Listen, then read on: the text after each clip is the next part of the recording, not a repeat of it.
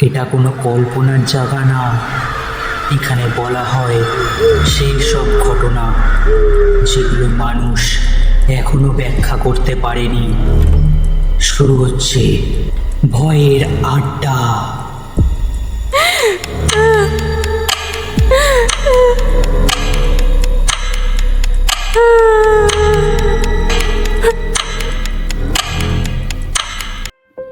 Hello বন্ধুরা, welcome back ভয়ের আড্ডার নতুন একটি এপিসোডে। তো বন্ধুরা, আজকে যে ঘটনাটি পাঠিয়েছে তার নাম হলো অনির্বাণ প্রামাণিক। তো সে যেভাবে ঘটনাটি পাঠিয়েছে আমি ঠিক একইভাবে পড়ে শোনাচ্ছি।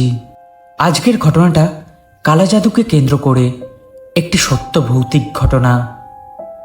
তো চলো বেশি সময় না নষ্ট করে যাওয়া যাক আজকের ঘটনায়। আমি জানি না এই ঘটনাটা কাউকে বলা উচিত কিনা, কিন্তু এতদিন ধরে বুকের মধ্যে চেপে রেখেছি, এখন আর পারছি না, তাই তোমাকে লিখে পাঠালাম। আমাদের পাড়ায় একসময় নতুন একজন ভাড়াটে এসেছিল। সবাই আমরা তাকে শর্মিলা বৌদি বলেই চিনতাম। প্রথম দিকে দেখতে খুব সাধারণ লাগতো, চুপচাপ, কারো সাথে বেশি কথা বলতো না। তবে ওর চোখ দুটো কেমন যেন অদ্ভুত ছিল, মনে হতো সবসময় কিছু লুকিয়ে রাখছে। ওর একটা 10 বছরের ছেলেও ছিল।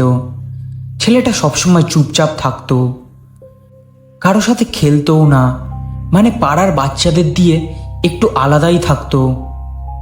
আমরা ভাবতাম হয়তো লাজুক, কিন্তু আসল ঘটনাটা শুরু হয় একদিন। সেই দিন আমি গিয়েছিলাম ভাড়ার টাকা চাইতে। বারবার দরজায় নক করলাম, কিন্তু কোনো সাড়া নেই। তখন হঠাৎ দেখি দরজাটা পুরো বন্ধ না, একটু ফাঁকা আছে। দরজার ফাঁক দিয়ে ভেতর দিকটা দেখা যাচ্ছিল। আমি ভুল করে ভেতরের দিকে তাকাতে চাইলাম, আর যা দেখলাম আজও ভুলতে পারিনি। ঘরের ভেতর মোমবাতির আলো জ্বলছে, মাঝখানে বসে আছে শর্মিলা বৌদি। কপালে বড় লাল টিপ, গলায় কালো মালা, আর সামনে একটা কঙ্কালের মাথা রাখা। তার সামনে তার নিজের ছেলে নিস্তব্ধ হয়ে বসে আছে।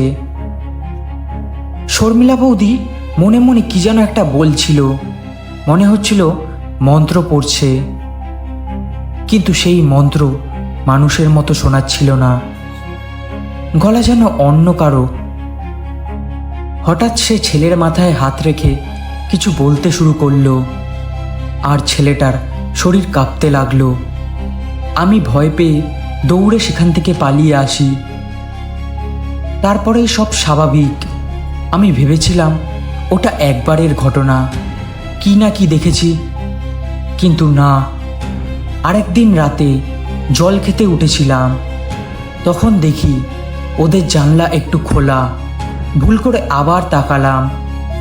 এইবার যা দেখলাম সেটা আরও ভয়ঙ্কর। শর্মিলা বৌদি একটা পাত্রে কালো রক্ত নিয়ে বসে আছে। সে ধীরে ধীরে সেটা পান করছে। তার মুখের চারপাশে রক্ত লেগেছিল, আর তার চোখ পুরো সাদা হয়ে গেছিল। আমি ভয় পেয়ে পিছিয়ে আসতেই হঠাৎ সে আমার দিকে তাকালো, যেন জানতো আমি দেখছি। সেই রাতের পর থেকেই আমার জীবনে অদ্ভুত ঘটনা শুরু হয়। প্রতিদিন রাতে আমি ঘুমোতে গেলেই মনে হতো কেউ আমার পাশে দাঁড়িয়ে আছে। একদিন তো আমি পরিষ্কার অনুভব করলাম কেউ আমার গলা টিপে ধরেছে। আমি চিৎকার করতে পারছিলাম না, শরীর নড়াতেও পারছিলাম না। মনে হচ্ছিল কোনো অদৃশ্য শক্তি আমাকে মেরে ফেলতে চাইছিল। প্রতিদিন একই ঘটনা, কখনো দরজা নিজে নিজে খুলে যেত, কখনো কানে ফিসফিস শব্দ। ঠিক মনে হতো যেন আমাকে বলছে, বলবি না, কাউকে বলবি না। আমি তখন বুঝে গেছিলাম শর্মিলা বৌদি আমার পিছনে কিছু লাগিয়ে দিয়েছে। শেষে আর সহ্য করতে না পেরে সব কথা মাকে বললাম।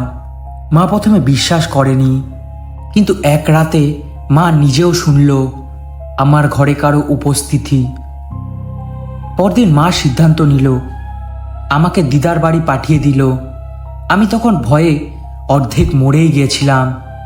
মনে হচ্ছিল যদি আমি না যাই আমি আর বাঁচব না। কয়েক মাস পর খবর এলো শর্মিলা বৌদি মারা গেছে।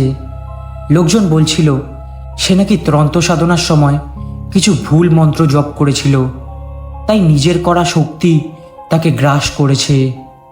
তার ছেলে, সে এখন আর কারো সাথে কথা বলে না, শুধু ফাঁকা চোখে তাকিয়ে থাকে। আমি এখন নিজের বাড়িতে চলে আসি, আর আগের মতো তেমন কিছু হয় না। তো বন্ধুরা, এই ছিল আজকের ঘটনা। ঘটনাটি কেমন লাগলো তোমরা প্লিজ কমেন্ট করে জানিও। যদি ঘটনাটি ভালো লেগে থাকে তো লাইক, কমেন্ট, সাবস্ক্রাইব করতে ভুলো না।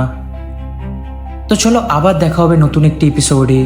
ততক্ষণের জন্য সুস্থ থেকো, ভালো থেকো।